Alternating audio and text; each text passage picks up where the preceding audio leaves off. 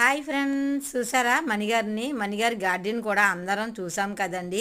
అయితే వారి ఇంటి ముందు వారు పెంచే మొక్కలను కూడా చూద్దామండి.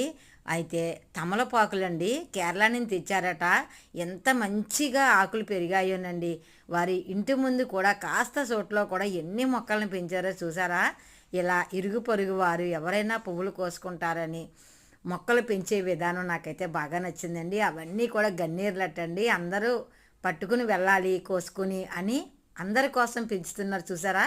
అవన్నీ కూడా ఇది మాత్రం తమలపాకు, అరటి మొక్క, ఇలా ఇంటి ముందు ఇక్కడ కొన్ని మొక్కలు, ఇలా ప్రతిదీ కూడానండి.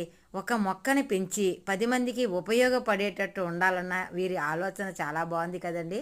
వారి ఇంటి పైన డెకరేషన్ ఎంత బాగా కనిపిస్తుందో చూసారా. ఒక్కొక్క తమలపాకు మనకే భోజనం చేసి ఎంత ఉన్నాయండి. నిజంగా ఏమిస్తున్నారో కానీ ఇంత హెల్తీగా ఉండటానికి కారణం కూడా వీరు కూడానండి. ఎక్కువ కిచెన్ వేస్టే వాడతారటండి. అదే మన వీడియోలో కూడా వివరించాను.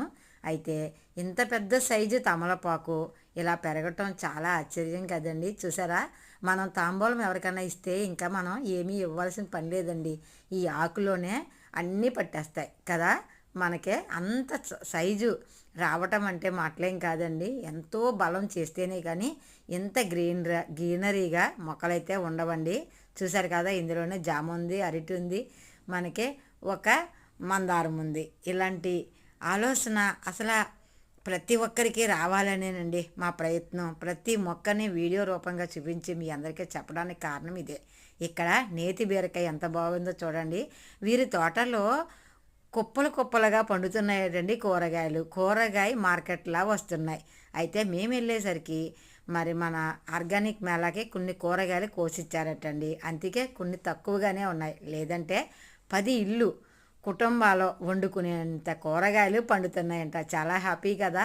వారి హస్బెండ్ కూడా చాలా బాగా హెల్ప్ చేస్తారండి. వాళ్ళ ఫ్రెండ్, తర్వాత వాళ్ళ బాబు కూడా ఇంట్లో భార్య మాటకే భర్త కాదనకపోవటం కరెక్టే, కానీ పిల్లలు కూడా సహాయం చేస్తున్నారంటే అది హ్యాపీనెస్సే కదండి. నాకైతే చాలా బాగా అనిపించింది. మణిగారి తోట దీర్ఘాయుష్మాన్ భవ. ఆ భగవంతుడు ఎప్పుడు వీరి తోటనే 3 పువ్వులు 6 కాయలుగా ఉండాలని మనస్ఫూర్తిగా కోరుకుంటున్నా. Bye bye.